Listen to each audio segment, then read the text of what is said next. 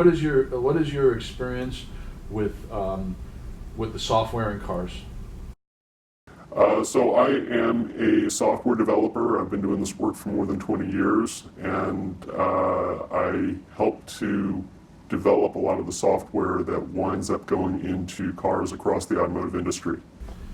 And what is making you come out today and talk about the 2020 model cars? Well, my colleagues and I are very concerned because we've seen a growing trend of connecting cars up to the internet. And as everybody knows, you put a computer on the internet, it can be hacked, and cars today are very computerized. What that means is that there's a potential for anybody in the world with an internet connection to be able to hack into not just your car, but potentially thousands of them, and hack them simultaneously. What would happen if car makers knew your identity and knew what you were going to tell us today? Well, the car industry obviously wants to keep this quiet. They've got a huge financial motivation to put internet connections in cars. If news of this got to the auto industry and then got back to my employer would probably lose a lot of business, and I would certainly lose my job.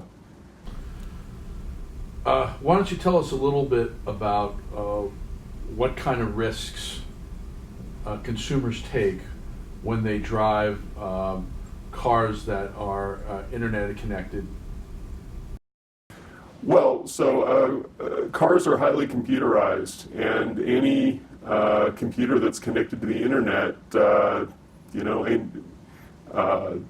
people could get into it from all over the world. Furthermore, they're putting so much technology into cars nowadays. You can control all sorts of aspects of your car from your smartphone, including starting the engine, starting the air conditioning, checking on its location. Well, if you can do it with your smartphone, anybody else can over the internet. What is the level of security built into these cars? I mean, surely it rivals, other industries with safety critical problems. Well, actually does not at all rival other industries. I mean, a lot of the technology that is being adopted into cars, they're being treated like any other mobile device, like a cell phone or a tablet. And in fact, popular operating systems that are being used in cars nowadays are developed by BlackBerry or Android, for example, which is, the most popular smartphone operating system on the planet, is now extending its reach into cars. And what's the problem with technology from your smartphone being deployed as technology in your car to connect to the internet? The problem is that the purpose of cell phone technology is to be flexible, to be adaptable, to have new features all the time. It was never designed to keep people safe, and it can't do that.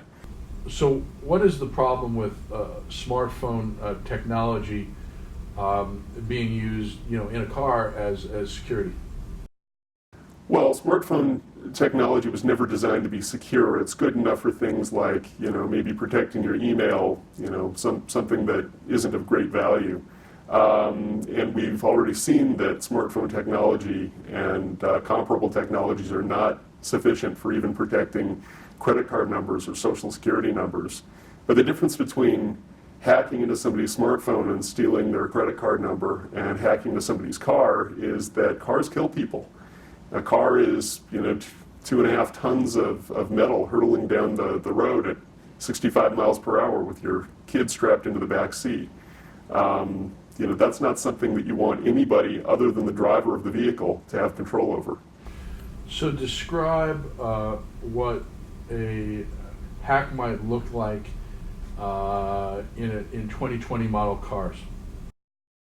Well, so most of the major automakers have committed to having their entire fleets, every new car that they sell in model year 2020, be connected with the internet. And, there are many reasons why they do this, but what that means is that, take General Motors, for example. They sold 3 million cars last year in the United States. And if every one of those cars is connected to the internet and every one of those cars is running the same software. You find a vulnerability in one of those cars, you've found a vulnerability in the entire fleet. Somebody could potentially hack all 3 million of those cars. And then you've got a major disaster on your hands because, yeah, not every one of those cars is going to be on the road all the time, but there are enough there you can cause a lot of fatalities. So describe what a Fleetwide hack is and what type of damage it might cause. So Fleetwide Hack is just what it sounds like. It's where all of the cars that carry a certain vulnerability are attacked simultaneously, and there's a possibility here. You know, if a coordinated fleet-wide attack occurred, you might time it for rush hour, maybe 4 p.m. on the West Coast and 7 p.m. on the East Coast. You're kind of catching everybody when they're on the road. And suddenly you're driving your car and the brakes no longer work, and the airbag blows up in your face for no reason. And what's going to happen? These cars are going to start smashing into each other. We're going to have collisions all over the place. And even if not all of them are fatal, we've got projections that show that the kind of fatalities from this kind of attack could rival 9/11. And I would guess that everything that we saw in the wake of 9/11 would happen in the wake of this kind of attack, only more so. We would see, wars started. We would see loss of civil liberties. We would see major intrusions into our electronic lives and our privacy. Tell me what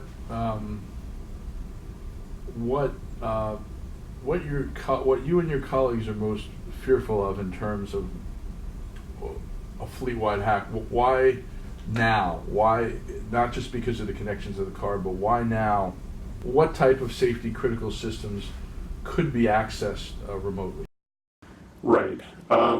So what kind of safety critical systems could be accessed remotely in the car? Well, everything's electronic nowadays. It is not hard at all to control the airbags, either disable them or cause them to blow. It's not hard at all to control the brakes, disable them completely. Even if there's a mechanical connection, the brakes can be disabled or manipulated electronically. The steering, the acceleration, everything that controls the movement of the vehicle could be subverted and controlled by somebody from halfway around the world just by writing a little bit of malware. The reason we're concerned about this right now is that at present there are about 50 million connected vehicles on the roads today in the U.S., but that number is growing very, very rapidly, particularly starting this year when it will become nearly impossible to purchase a new car that does not have an internet connection. The number of connected cars on the road is going to grow at a tremendous rate. And these cars are simply not safe. They're not protected from hackers. They're not using any of the kind of technology that would be necessary to do that. What I would advocate is that the safety critical systems within the car need to be completely separated. The term is air-gapped from the parts that are connected to the internet. You can have most of the features that you want, but it just needs to be done in a safe way, and the auto industry is not doing that. Now explain what your colleagues and you fear in terms of a malicious hack. We have evidence from one automaker and their own company filings with investors that they have been the subject of a malicious attack that was and their suppliers have been subject or targeted. What is your concern about a malicious hack given conditions in the world right now and given the state of technology? Well,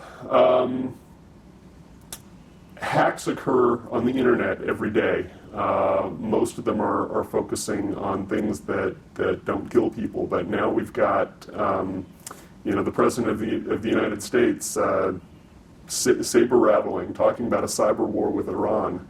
There are certainly other potentially hostile nations, Russia, China, North Korea, that all easily have the capability to take advantage of this. If one of those nations really wanted to cause us some trouble and potentially even do it anonymously because it would be hard to track back to the perpetrators, this is a relatively inexpensive way to do it. If you look back at 9/11, this was perpetrated by Osama bin Laden. It probably cost him in excess of $1 million to do. Now with this kind of technology, with fleets full of connected cars on the road, the same kind of damage can be done, but it can be done without terrorists or invaders having to put their feet on U.S. soil, and it can be done from anywhere in the world and for a fraction of the price. What do you think the price of a malicious hack is? Hackers seem to be what we call white hat hackers, doing it and sharing it with the information with the company and getting sometimes tens of thousands of dollars for their research. What would it cost to do a malicious hack of a fleet? What's the guesstimate from your colleagues and yourself? Well, it's hard to say. I mean, you can use the bug bounties that car companies pay out to white hat hackers as sort of an estimate of the market cost of one of these hacks. Tesla right now, I think, is paying the highest bug bounty in the industry of $15,000 for a critical vulnerability in a car. Even if it takes several of these strung together to take control of a car, and even if you charge some sort of a premium if you're selling this vulnerability to a hacking organization, I mean, it can still be done for easily under $500,000, and this is chump change if you're talking about Vladimir Putin, if you're talking about Kim Jong-un, if you're talking about any foreign power, or even most terrorist groups. How many cars actually have internet connections now? So there are about 50 million cars on the road today in the United States with internet connections, but that number is growing rapidly. If car companies are going to start selling only connected cars, which most of the major automakers have announced is their plan, we're putting 16, 17 million new cars on the road in this country every year. And so you can imagine how quickly that 50 million car number is going to rise. Have there been cases of hackers taking control of connected cars? And describe some of the ones that have been more troubling to you. Yes, there absolutely have been cases. Thankfully, to date, all of the cases that are documented have been benign. They've been cases of researchers trying to demonstrate the problem and get people's attention to solve the problem, but we have not solved the problem. Probably the most famous one was in 2015. Two researchers, Charlie Miller and Chris Valasek, hacked a Jeep Cherokee with a news reporter at the wheel. And they were able to do a bunch of kind of more silly stuff like make the windshield wipers go and make the radio blare. But they were also able to kill the engine. They were able to disable the brakes on this car. And this was not a self-driving car. This was an ordinary off-the-shelf Jeep Cherokee. And they did this without any physical contact with the vehicle. It was completely over the internet. That kind of thing is scary. And at that point, the auto industry should have said, hey, we can't allow this to happen. We're doing this wrong. But that's not what they did. They used a little bit of chewing gum and duct tape. They slapped a Band-Aid on the problem. And they said, okay, yeah, we solved that problem. Now we're moving on. But did they solve that problem? If I know there were some more hacks by the same people, but there's never been a Fleetwide hack, and there have been limited number of hacks that we know about. What did the industry do, and why didn't they solve the problem yet? Why have the hacks continued if the companies have taken some action? Can you tell us what the actions they've taken and why it's not enough? Yes, absolutely. So if you look at the case of the 2015 Jeep hack with Charlie Miller and Chris Valasek, they hacked in through the radio, which was internet connected, and from there were able to get connection onto the car's CAN bus, which is kind of like the central nervous system of the car that controls everything else. And from there, they were able to do all these other things, deactivate the brakes, kill the engine, that sort of thing.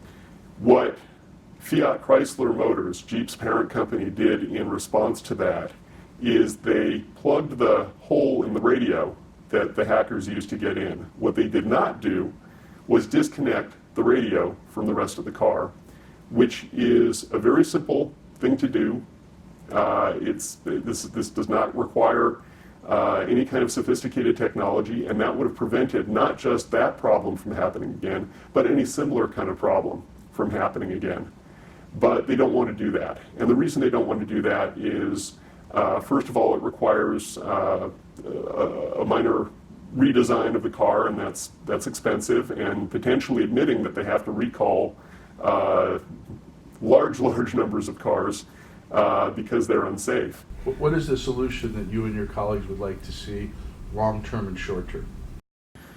So the short-term solution that we'd like to see is to install a kill switch in the car. Now, this is something very simple. This is 19th century technology, just a little mechanical switch.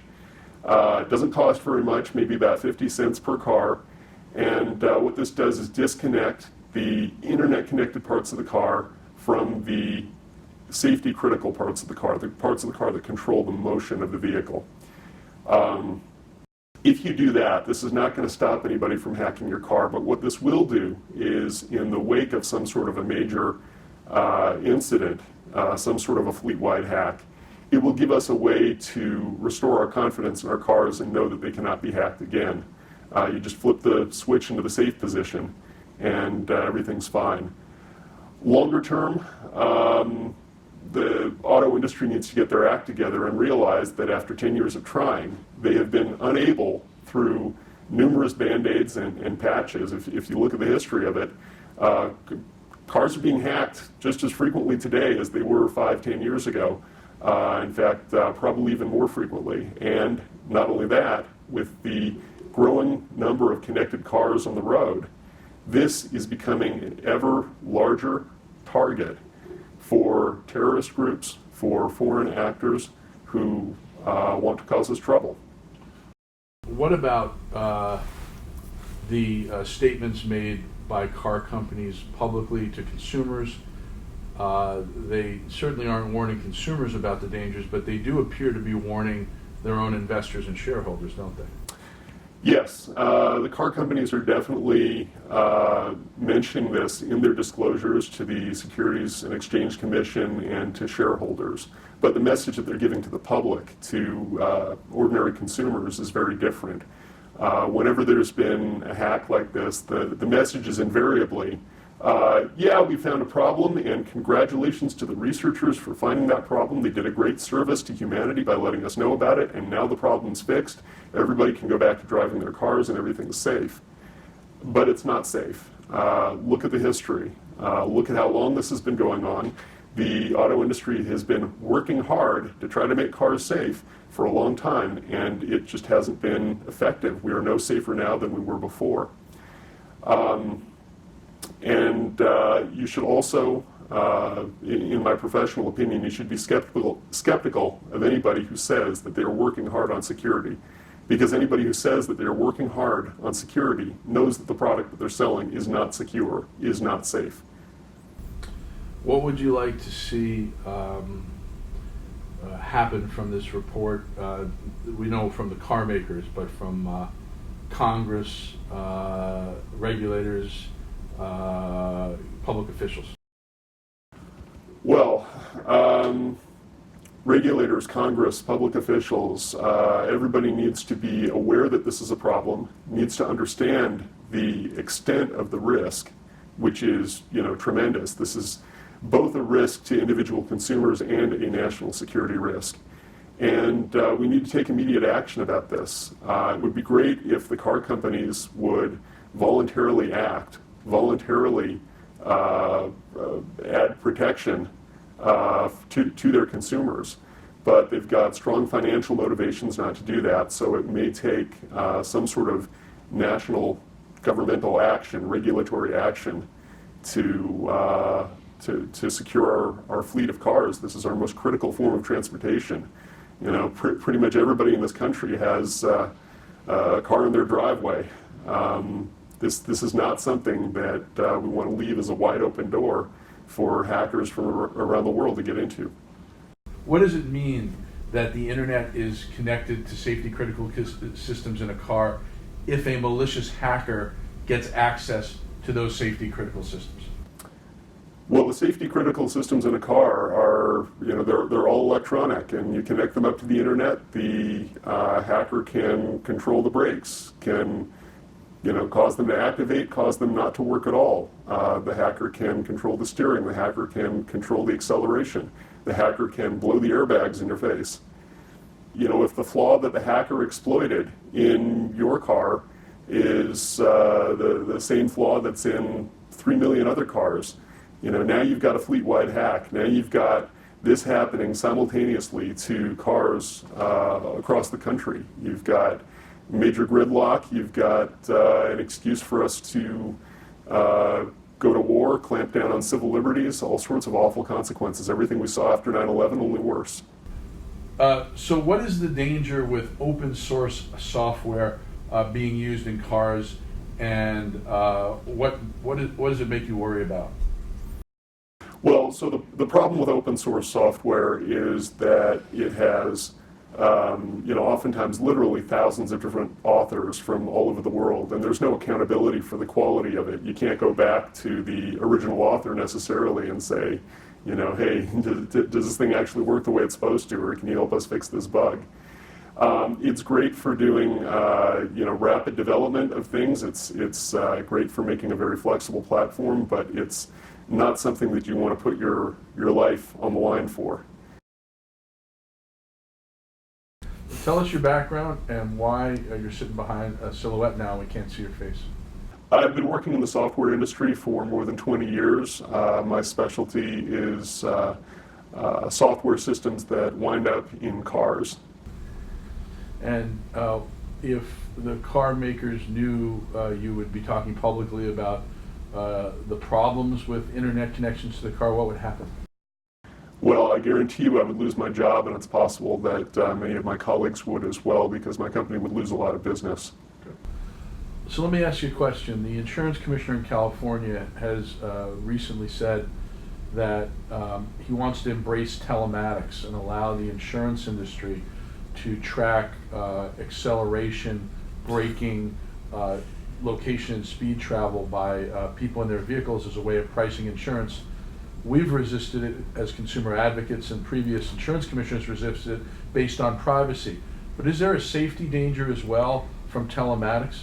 Absolutely. I can't believe that they would want to do that. I mean, that involves taking electronics and plugging it into your car and giving that electronics access to the most critical systems on your car, and also have it be on some sort of a network where, if they can get the data out, hackers can potentially get in. So explain that. How would when a safety critical system is connected to the internet, how would that be a danger to hackers? How would a hack potentially occur? Well, the first thing to think about is that anything you can do with that connection, the hackers can do, but the hackers can do a lot more than that, because in order to get that information about the car's acceleration and braking, the other things that are interesting to the insurance industry, you have to tap into the CAN bus, which is the central nervous system of the car. It connects up everything in the car. So you could potentially use that same connection to, let's say, disable the brakes in maybe thousands of cars at the same time. And have there been demonstrations of hacks where the CAN bus has been attacked and cars have been taken over in recent memory? There have. There have been a number of demonstrations, generally done by researchers under laboratory conditions. Thankfully, all of them benign so far. But it definitely demonstrates not just that there's a vulnerability, but that every attempt to patch that vulnerability has failed, and that cars are still at risk to this kind of hacking.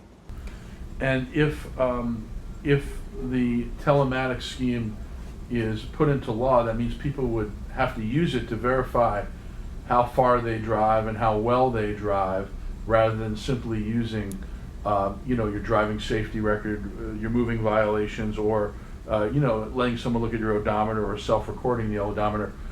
Would that mean that the insurance companies would physically be connecting some kind of communication device to safety critical systems? Most likely. If this is something that is added to cars aftermarket, then most likely it would connect up through the diagnostic port on the car, which is a direct linkage into this central nervous system in the car. And there's nothing stopping that connection from doing all sorts of things that shouldn't be possible, such as, like I said, messing with the brakes, messing with the acceleration, messing with the steering, not just reading data out of them. In fact, there have been documented cases in the past of similar telematic systems being hacked and being shown to be terrible security risks. The thought of mandating this by law in cars is it's horrific. We're essentially mandating that these cars be made insecure and be available to every hacker on the planet. Anything else you want to add about the insurance companies having access to those type of critical systems and data from them? Well, I'm always nervous about, let's put it this way. Even if I felt comfortable with them taking data about acceleration and braking and other things, what other kinds of data might they harvest through the same connection? What might they do with it? We don't know. It's a can of worms, and once you open up that data connection, there's any number of things that they could track. They could track, what neighborhoods you visit. They could track whether you're listening to the radio and what station while you're driving, and maybe adjust your insurance rates depending on whether you prefer classical music or rap. The possibilities are endless.